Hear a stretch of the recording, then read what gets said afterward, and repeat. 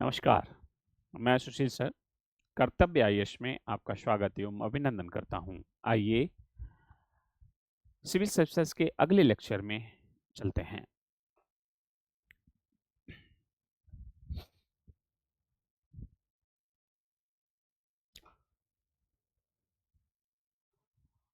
आज हम लोग देखेंगे लौह युग। लौह युग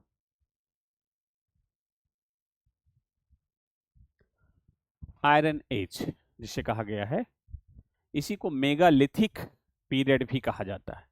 लौह युग, आयरन एज या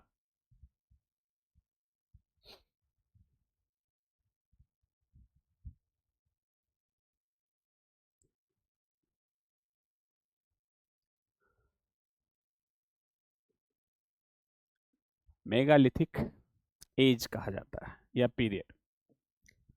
लौह युग, अभी तक आपने पढ़ा कि मानव द्वारा पहला प्रयोग किया गया धातु जो था तांबा था। ठीक है, इसके बाद 1000 बीसी के आसपास से, अभी नई एनसीईआरटी 1100 मान रही है। ठीक है, तो हम 1100 लिख दे रहे हैं। ठीक है, 1100/1000, मोटा मोटा आपको ये समझना है। और अभी तक लौह युग ही एक प्रकार से लोहा जो है बेस धातु के रूप में चल रहा है। ठीक, ये जो सभ्यता है, विकसित सभ्यता, ये आधारभूत अगर तत्व कहा जाए तो लोहा माना जाएगा। अब आपको ये देखना है कि 1000 बीसी के आसपास जो खोजा गया कठोर धातु जो आई, लोहा। ठीक है, 1100 1000, वस्तुतः इसके बारे में हम लोग जान लेते हैं।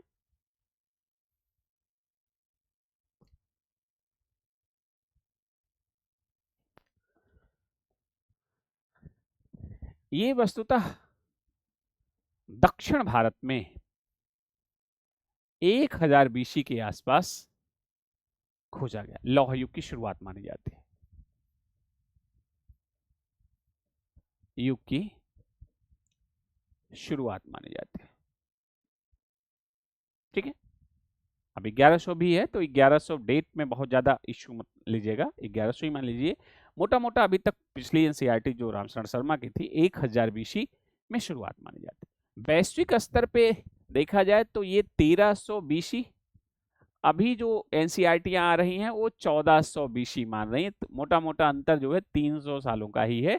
ठीक है, तो 1300 या 1400 बीसी वैश्विक स्तर पे लोहे की खोज हो चुकी थी। ठीक है, भारतीय इतिहास के तहत हमें देखना है कि भारत में इसके साक्ष्य कब से अवेलेबल हैं। तो लौह युग जो है भारत में 1000 बीसी के आसपास या 1100 बीसी के आसपास सबसे पहले कहां पे आ रहा है? तो सबसे पहले ये आ रहा है दक्षिण भारत में। कहां पे? दक्षिण भारत में। ठीक, उत्तर भारत में, उत्तर भारत में इसकी शुरुआत जो देखी गई वो है, लोहे की जो शुरुआत देखी गई वो यहां पे एक स्थल है उत्तर प्रदेश में, एटा। एटा, ठीक है, मैनपुरी एटा। ठीक, एटा से लगभग 800 बीसी, 800 बीसी में इसलिए लिख रहे हैं 850 से 750 बीसी के बीच का है। तो मोटा मोटा आप समझिए 800 बीसी के आसपास, 850 या 750 के बीच, 800 बीसी के आसपास एक स्थल है अतरंजी खेड़ा। अतरंजी खेड़ा, इस अतरंजी खेड़ा स्थान से बहुतायत मात्रा में लौह निक्षेप पाए गए। लौह निक्षेप पाए गए, अर्थात लोहे की वस्तुएं पाई गई। लोहे की वस्तुएं पाई गई, पाई गई। ठीक है, लौह निक्षेप पाए गए। कहां से? उत्तर प्रदेश मैनपुरी में एक एटा जगह है, एटा जिला हो गया है, एटा के अतरंजी खेड़ा नामक स्थान से लौह निक्षेप पाए गए। ध्यान रहे ये देखिए इसका टाइम जोन क्या है भाई, 1000 बीसी के आसपास। जब ऋग वैदिक काल और उत्तर वैदिक काल आप पढ़ते हैं तो ऋग वैदिक काल का टाइम जोन है 1500 बीसी से लेकर 1000 बीसी। 1000 बीसी से लेकर 600 बीसी आप पढ़ेंगे उत्तर वैदिक काल, और इसी 1000 बीसी में लोहे का खोज हो जा रहा, लोहा आ जा रहा। ठीक है, इसीलिए वैदिक काल जब हम लोग पढ़ेंगे तो ऋग वैदिक काल की प्रवृत्तियां अलग हैं और उत्तर वैदिक काल की प्रवृत्तियां अलग हो जाती हैं। क्यों? क्योंकि मानव लोहे जैसे कठोर धातु से परिचय प्राप्त कर लिया है। ठीक है, उसे उपलब्ध हो गया, और जब कठोर धातु आ गई उससे गहन कृषि शुरू हो गई, कृषि अधिशेष होना शुरू हो गया, और उस अधिशेष पे बाजार व्यवस्था रूप लेने लगी, और बाजार व्यवस्था शहरीकरण को जन्म देने लगा। तो द्वितीय नगरीकरण के परिप्रेक्ष्य हम लोग देखेंगे 6th सेंचुरी बीसी के आसपास महाजनपद का। अभी हम लोग देख रहे हैं कि 1000 बीसी के आसपास लोहा आया है, और लौह युगीन संस्कृतियों के क्या क्या अलग आयाम थे जो ताम्रपाषाणिक और नवपाषाणिक संस्कृतियों से भिन्न थे, और इसने इतिहास की दशा दिशा को किस हद तक प्रभावित किया। इसके बाद इन्हीं संस्कृतियों को हम लोग जब चैप्टर में पहुंचेंगे हड़प्पा और हड़प्पा कह लीजिए और वैदिक काल, तो यहाँ पे हम लोग देखेंगे कि ऋग वैदिक काल और उत्तर वैदिक काल में इन्हीं खोजों ने किन किन चीजों पे असर दिखाया। ठीक है, ये वहां का विषय हो जाएगा।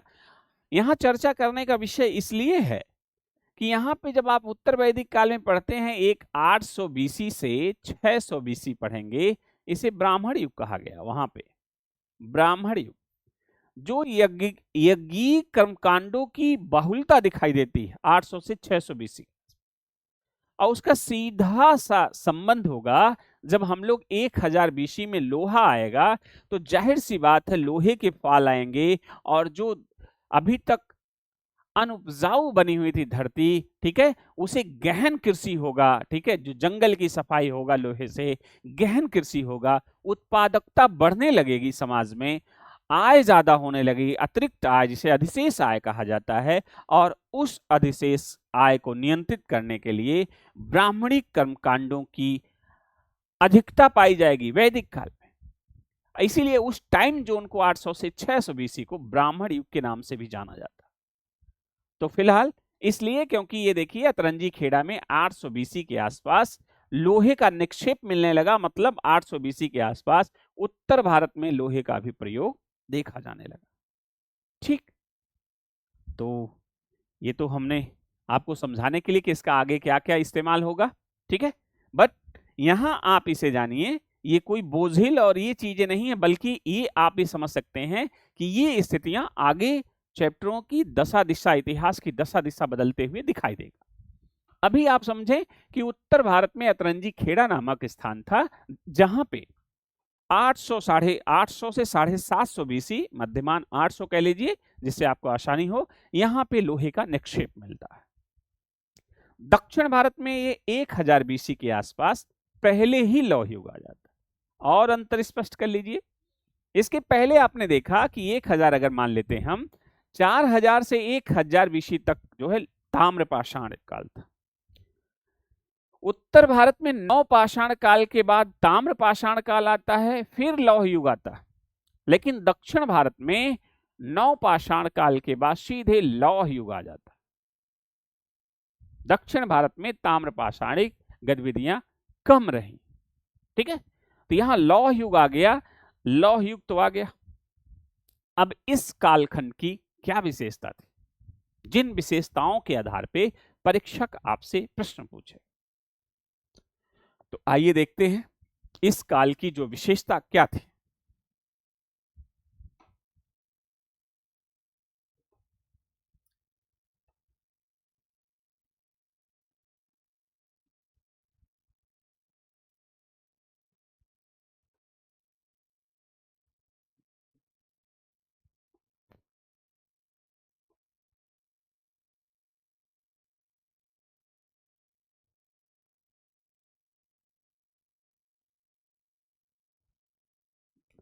लौह युग की विशेषताएं।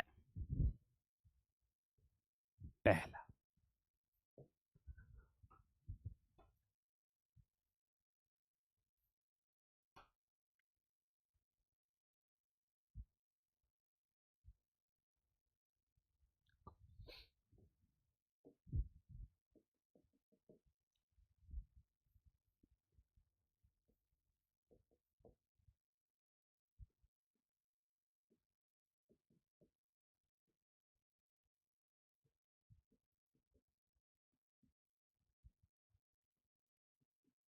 जिसे आपका ध्यान जाता रहे, ठीक है।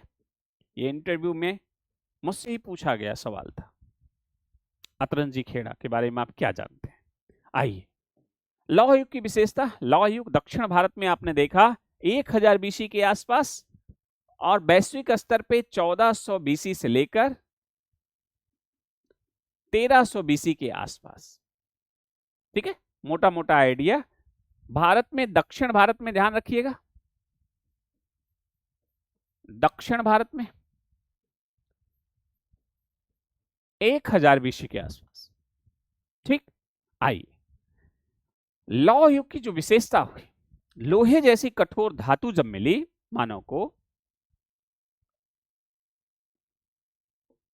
तो आप देखेंगे लोहे जैसी कठोर धातु जब मिली, तो यहां पे आप देखेंगे कि ये दक्कन का पठार है, ये पूरा दक्कन का पठार है, ये पश्चिमी घाट है, ये पूर्वी घाट है, ये उत्तर भारत की तरह से मैदानी क्षेत्र नहीं है। दक्षिण भारत कठोर चट्टानों का क्षेत्र है, पठारी क्षेत्र, पर्वतीय क्षेत्र है।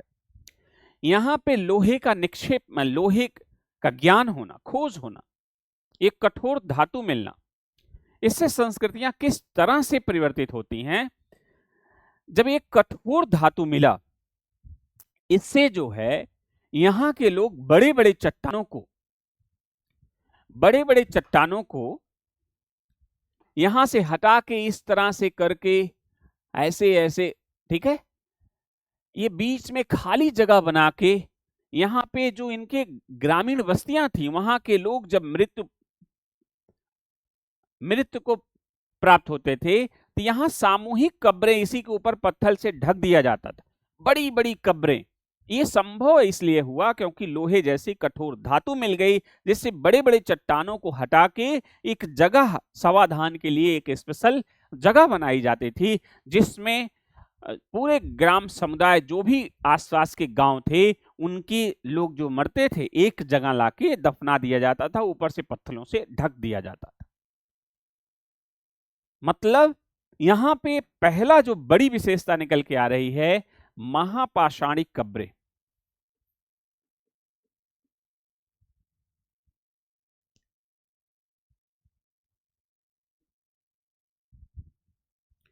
महापाषाणिक कब्रें,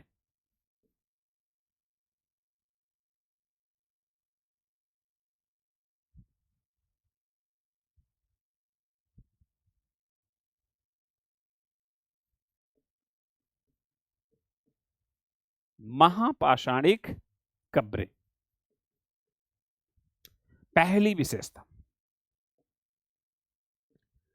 अब ये कब्रों से सवाल आपसे पूछा गया है, जैसे कई प्रकार की कब्रें हैं भैया, जैसे एक कब्र इस तरह से है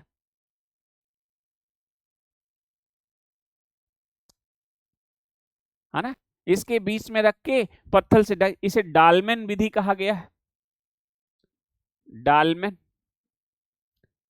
विधि, ठीक है। कुछ ऐसे है, गड्ढे में ऊपर से ऐसे ढक दिया गया, ठीक है, गड्ढेदार है। इस तरह से 3-4 प्रकार के शेल्टर हाउस कह लीजिए, ठीक है, शवाधान, शेल्टर हाउस नहीं, शवाधान, बरियल साइट, शवाधान, ठीक है, इस तरह से मिलते हैं। ये पूछा गया है डालमेन विधि, ठीक है। इसी को महापाषाणिक कब्रें कहा गया, ठीक है। तो महापाषाणिक कब्रें, ये जो विशेषता किसकी रही? लौह युग की। अमूमन कहां पाई गई? दक्षिण भारत में। किससे जुड़ी हुई है? आयरन एज से, लौह युग से, ठीक। दूसरा, यहां ऐस माउंटेन पाए गए, ऐस माउंटेन,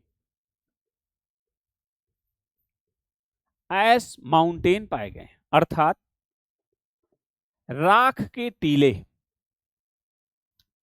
राख के टीले, एज माउंटेन या राख के ढेर, टीले, मतलब क्या विशेषता, किस तरह से? तो आप देखेंगे जो जो पर्वतीय क्षेत्र है, ठीक है, जो पहाड़ी क्षेत्र है, पर्वतीय क्षेत्र है,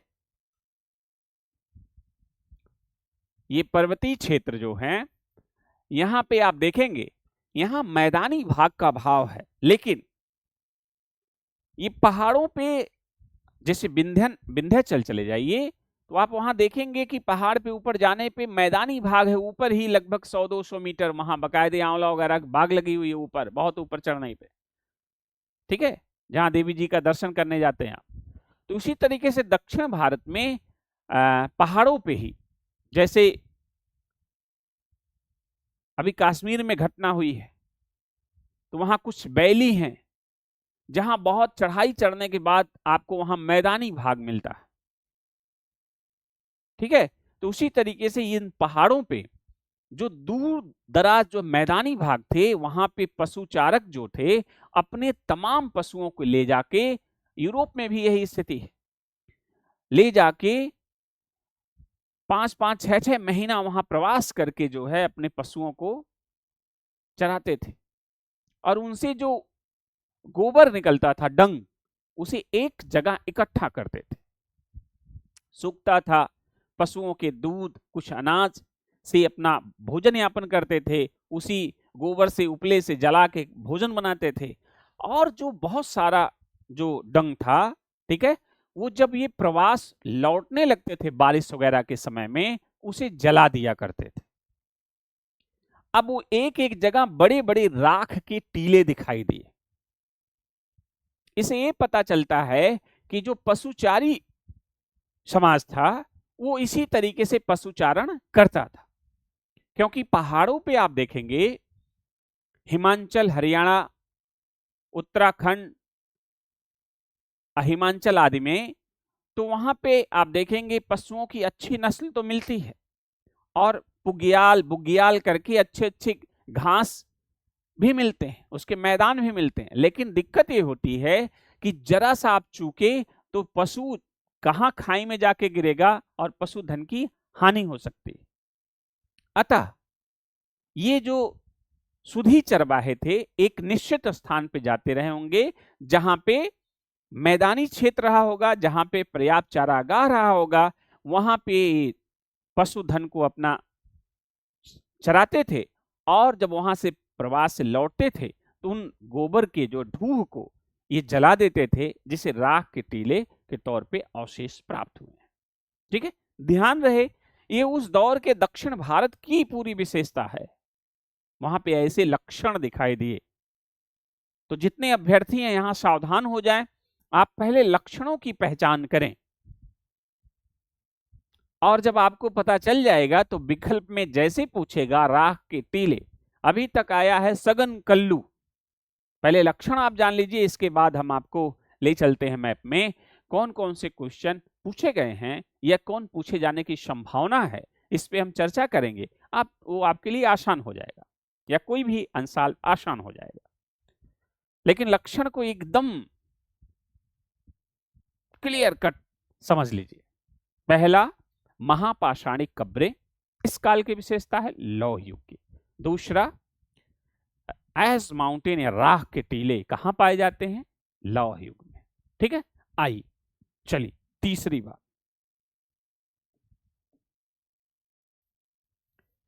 यहां रागी नामक फसल, रागी की कृषि होती थी। रागी, रागी क्या होता है? रागी भैया ऐसे पत्तेदार, और आप देखेंगे इस तरह से करके, ऐसे इसमें छोटे छोटे बीज इस तरह से रहते हैं, और ऐसे बड़े लंबे लंबे जो है पौधे इसके रागी के अब बड़े बड़े इस तरह से पत्ते जो है, ऐसे रागी की खेती की जाती है। इन रागी में जो है लौह तत्व की मात्रा ज्यादा होती है। ठीक है, तो अमूमन ये जो रागी का पौधा है, ये लौह युग की मुख्य विशेषता है कृषि में। ठीक है, तो जो कृषि के बारे में आपसे चर्चा किया जा रहा है कि प्रमुख विशेषता, जैसे ये पेन जो है ये शिक्षा के लिए इलेक्ट्रॉनिक बोर्ड से संबंधित है, हाई एजुकेशन एजुकेशन के प्रतीक के तौर पे। उसी तरीके से जो रागी की जो कृषि है, ये लौह युग का प्रतिनिधित्व करती है, और उस फसल में भी जो है क्या है, लोहे की मात्रा ज्यादा है। अभी उत्तर प्रदेश सरकार जो है कुछ दिन पहले जो है, ये जो कोटा है वहां पे महिलाओं में लौह तत्व की कमी को ध्यान में रखते हुए 2 किलो रागी वितरण करने का आदेश हमने कहीं न्यूज में पढ़ा था। ठीक है, तो ये रागी जो है लौह युग की पहचान है। तो ये 3 पहचान आप समझ लीजिए, महापाषाणिक कब्रें, एज माउंटेन या राख के टीले, और रागी की कृषि। ठीक है, रागी की कृषि। ठीक, लौह युग भारत में दक्षिण भारत में आता है, जैसा कि आपके समक्ष है, दक्षिण भारत में आता है। वैश्विक स्तर पे ये 1400 से 1300 बीसी का विषय है, लेकिन भारत में इसकी पहचान 1100 से लेकर, ठीक है, 1100 बीसी से लेकर 1000 बीसी के आसपास। अगर उधर 1400 मान रहे हैं तो यहाँ 1100 कर लीजिए। नई एनसीईआरटी, पुरानी जो एनसीईआरटी है वहां पे 1300 वैश्विक स्तर पे बता रही थी और 1000 बीसी। ठीक है, तो यहाँ डेट का बहुत इश्यू नहीं है, बल्कि ताम्रपाषाण काल की तुलना में लोहे जैसी कठोर धातु का मिलना संस्कृत और सभ्यता को किस हद तक प्रभावित करेगा, उसका विश्लेषण ये अंतर और ग्रामीण संस्कृतियों से अलग करता है लौह युग को, क्योंकि यहां महापाषाणिक कब्रें, एस माउंटेन और रागी के कृषि। ठीक, चलिए अब हम लोग देखते हैं इससे संबंधित आपसे क्या चीज पूछा जाएगा।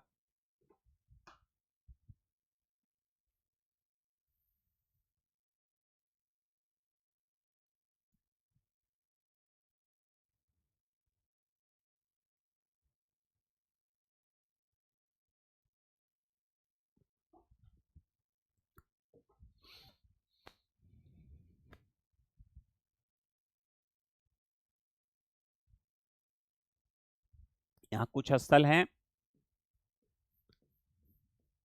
शगन कल्लू, पिकलीहल,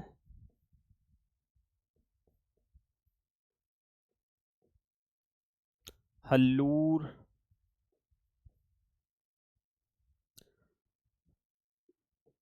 तमिलनाडु में है पैचमपल्ली, उतनूर,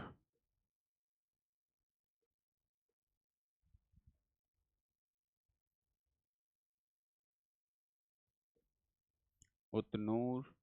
ठीक है, बहुत सारे स्थल। यहां एटा में अतरंजी खेड़ा, खेड़ा, ठीक है, जहां 800 बीसी के आसपास लोहे के निक्षेप मिल रहे हैं, के निक्षेप पाए जाते हैं।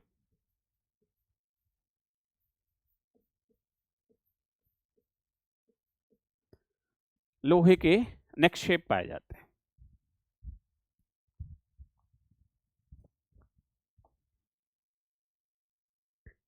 ठीक है, अब ये सघन कल्लू आपसे पूछा गया है। शगन कल्लू, यहां से राख के टीलों का ढेर पाया गया।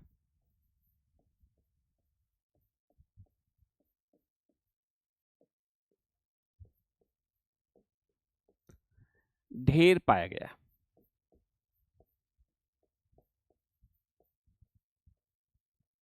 ठीक है, ये आपका क्वेश्चन था।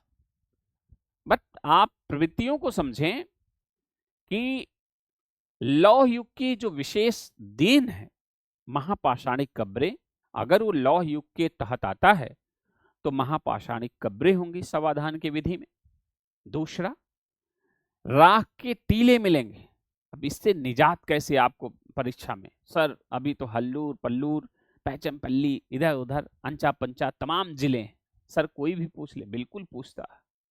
पाषाण काल में बच्चे इसलिए डिस्टर्ब हो जाते हैं क्योंकि वो तथ्य रटते हैं, और दक्षिण भारत के नाम वैसे ही इतना कठिन है। अब हल्लूर है, सगन कल्लू, पिकली हल है, पिकली हल से नीचे कोई और हल पूछ लिया, नहीं जानते किताबों में, आप प्रवृत्तियों के आधार पे पकड़िए। अगर ये लौह युग का क्षेत्र है, यहां ऐसी प्रवृत्तियां पाई जाएंगी। अगर हम शर्ट पहने हैं तो ये शर्ट केवल मैं नहीं पहन रहा हूं, बल्कि ये शर्ट इस क्षेत्र में चलन में है। अपवाद में इक्का दुक्का व्यक्ति शर्ट हो सकता है ना पहन पाए,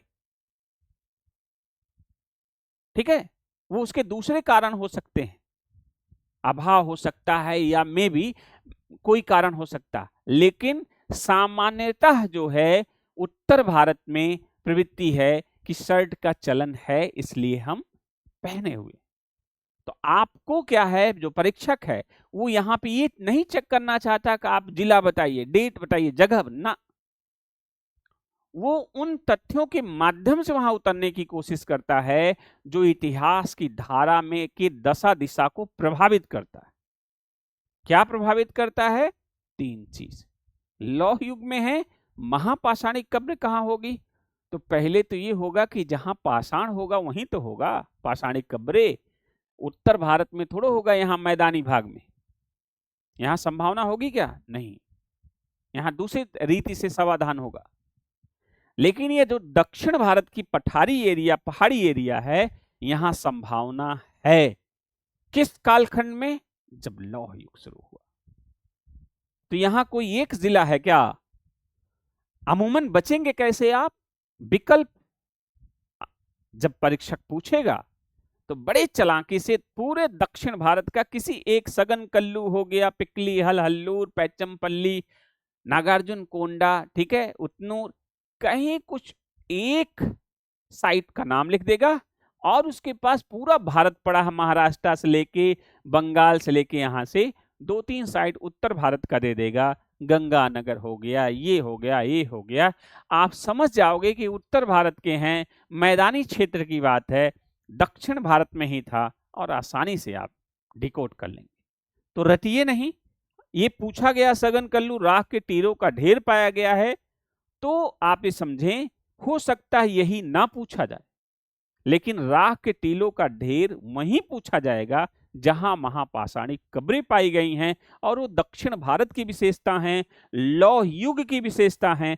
तो इन क्षेत्रों में ये प्रवृत्तियां पाई जाएंगी। तो आप समझ गए होंगे। अब यहां से कुछ भी आपसे पूछेगा, आप तैयार रहिए। जैसे यहीं कावेरी नदी के तट पर कोर्तयार नदी घाटी आप पढ़ चुके हैं पहले, और वहीं से रॉबर्ट ने पहला हैंडएक्स प्रकार का उपकरण 1863 में उठाया था। बात एक है, पूछा गया अभी लेटेस्ट आईएएस में, उठाया है पल्लोरम नामक स्थान से, पूछा है कि ये पश्चिमी घाट, पूर्वी घाट जहां मिलते हैं, नीलगिरी के आसपास मिलते हैं, जैसा कि ज्योग्राफी में आप पढ़ते होंगे। पूछा है नीलगिरी की पहाड़ियों के तलहटी में पाषाण काल के किस प्रकार के उपकरण पाए गए हैं? तो भाई इस घाटी में यहाँ हैंडएक्स प्रकार के पाए गए हैं, वहां से 100-200 किलोमीटर दूर पूछ रहा, तो जाहिर सी बात है प्रवृत्तियां वही हैं। तो वो आईएएस कॉन्सेप्ट चेक करता है, प्रवृत्ति चेक करता है कि आपको विशेषता पता है कि नहीं। रही बात इतिहास में अपवाद जो हो एक दो, आप उसे देख लीजिए, बाकी सामान्यता आपको उस प्रवृत्तियों, उस विशेषता के बारे में, उस कालखंड की अगर आपको जानकारी है तो आपको कोई नहीं हरा सकता। जैसे यहाँ की फसल है रागी, लेकिन इसके बाद हम लोग हड़प्पा सभ्यता में चलेंगे, वहां गन्ना नहीं पाया जाता, तो आप अगर जानते हैं अपवाद में गन्ना नहीं उगाया जाता है, तो परीक्षक तमाम ऐसे फसलों का लेके आता है नाम जो हम आप हो सकता ना पढ़े हों, उसका नाम नहीं, ऐसे आईएएस में पूछते हैं। लेकिन इतने कठिन साध्य शब्दों का नाम हो सकता है कोई ब्रस्कांजी या करके ऐसा पूछा था जो हम लोग के यहाँ नहीं पाया जाता, नहीं जानते, लेकिन ये भी उसमें देगा कि गन्ना भी पाया जाता। तो आपको जो मना किया जा रहा है कि नहीं पाया जाता है, आप उसे पिक करिए कि आप इस कालखंड के लक्षण हैं ही नहीं, बाकी सब छोड़ दीजिए और आप सही हो जाए। ठीक है, इसलिए प्रवृत्तियों पे गहराई से। तो राख के टीलों का ढेर कहां पाया गया था? सघन कल्लू में, पिकलीहर, हल्लूर, पैचमपल्ली, पैचमपल्ली रेशम के धागे पाए गए हैं। उतनूर, यहां से सिलाई, यहां से सूती वस्त्र, सूती वस्त्र के साक्ष्य हैं। ठीक है, पैचमपल्ली से रेशम। ठीक है, तो ये जो है कुछ, बस केवल यहां पे स्थल आप जान लीजिए। पूछ लेगा पैचमपल्ली किस स्टेट में? तमिलनाडु। किस कालखंड से है? लौह युग से। ठीक है, विशेषता सभी जगह वही होगा। ये कुछ कॉमन, ये सूती वस्त्र या कुछ इस तरह से जो मिल रहे हैं, इसे आप देख सकते हैं। अमूमन महापाषाणिक कब्रें, आइस माउंटेन और रागी, ये सामान्यतः सभी जगह से पाया जाए। तो यहाँ डरना नहीं है, क्योंकि यहाँ के तथ्य इतने कठिन हैं, नहीं क्लियर होगा अगर कॉन्सेप्ट आपका क्लियर नहीं हुआ। तो उम्मीद करते हैं ये लौह युग और उत्तर भारत में 800 बीसी के आसपास अतरंजी खेड़ा से, तो जब हम लोग वैदिक काल पढ़ेंगे तो आप देखेंगे कि यहाँ सरस्वती नदी और यमुना और गंगा नदी, तो गंगा का 1 बार चर्चा है, यमुना का 3 बार चर्चा है। यहाँ सिंधु से लेके और गंगा तक का विस्तार ऋग्वैदिक काल, और यहीं से लेके आगे सदानीरा बिहार तक गंडक नदी तक उत्तर वैदिक काल का विस्तार है। और इसी 800 से लेकर 600 बीसी जब हम लोग पढ़ेंगे, इसे ब्राह्मण युग कहा गया, ब्राह्मण युग। ठीक है, ये वैदिक काल का विषय है। और क्यों ब्राह्मण युग कहा जाएगा, तो वहां हम आपसे चर्चा करेंगे, क्योंकि आपने 800 बीसी में अतरंजी खेड़ा में क्या पाया था? लोहे का निक्षेप, ढेर सारा निक्षेप पाया था। अब उत्तर भारत के ये जो गंगा घाटी का मैदान होगा, घने जंगल होंगे, उनकी कटाई होगी, गहन कृषि होगी। हम वहां बताएंगे वैदिक काल में कि ऋग वैदिक काल में जो हल था उसे क्या कहा जाता था? लांगल, जिसमें पत्थल और कांसे का फाल लगा हुआ होता था। ऋग्वैदिक काल में हल्की जुताई होती थी। खाने एकमात्र वहां पे जो है कृषि की जानकारी मिलती जौ की। वहीं उत्तर वैदिक काल में जब आप 1000 से आगे बढ़ते हैं, लोहे की प्राप्ति हो जाती है, तो वहां जो हल पाया जाता है उसका नाम सीर होता है। सीर में लोहे का फाल होता है, गहन कृषि करता है, और वहां चावल, गेहूं, अन्य प्रकार के अनाज शुरू हो जाते हैं, जिसका परिणाम होता है कि वहां जनपद जैसी इकाई आती है। इसलिए अथर्ववेद में आप अंग और मगध जैसे जनपद की चर्चा सुनते हैं। तो ये सब जो बड़ा परिवर्तन होगा, एक ग्रामीण संस्कृति से नगरीकरण की तरफ जो बढ़ेगा, उसका बहुत बड़ा कारण होगा ये जो लोहे की प्राप्ति है। ठीक है, तो ये लोहे की प्राप्ति से यहाँ संस्कृतियों में क्या अंतर हुआ, और इन संस्कृतियों के आधार पे जब हम लोग वैदिक काल पढ़ेंगे, क्योंकि इसी समय लब्बोलुबाब उत्तर वैदिक काल भी चल रहा, ऋग वैदिक और उत्तर वैदिक काल के अंतर 1500 से 1000 और 1000 से 600 बीसी ऋग वैदिक काल का टाइम जोन है, वहां लोहा है 1000 के आसपास पाया जा रहा है। तो किस तरह से वैदिक संस्कृति में इसका बड़ा योगदान होता है, आगे चल के महाजनपद, वो उसके राजनीतिक अवयवों में देखा जाएगा। अलग से आज हम लोग स्टोन एज का अंतिम टॉपिक देख रहे थे, लौह युग, जिसे आपने पढ़ा और उसकी संस्कृतियों को जाना, और उन संस्कृतियों के फलस्वरूप आपने जाना कि महापाषाणिक कब्रें और आइस माउंटेन और रागी जैसी कृषि लौह युग में संभव हुई, जिसके आधार पे आपसे कुछ क्वेश्चन पूछे गए हैं। सघन कल्लू, ठीक है, आगे पिकली हल, हल्लूर, पैचमपल्ली, ये सब जो है पूछे जा सकते हैं। तो कुछ सीमित तथ्यों के आधार पे आप पूरे लौह युग को ठीक ढंग से समझ पाए होंगे, उम्मीद यही करते हैं। ठीक है, जैसे दक्षिण भारत से लौह युग की शुरुआत होती, ना कि उत्तर भारत में। लौह निक्षेप कहां से मिला है? अतरंजी खेड़ा से। ठीक है, ताम्र पाषाण के निक्षेप कहां से मिले थे? गुंगेरिया एमपी से। हर चीज इसी मोशन में याद करते चलिए पिछले क्लास में। ठीक है, तो आज हम लोग स्टोन एज का ये लास्ट सेशन लिए। अब अगले सेशन में हम लोग पहुंचेंगे हड़प्पा सभ्यता। तो आज के लिए इतना ही, फिर मिलते हैं अगले लेक्चर में। बहुत बहुत धन्यवाद।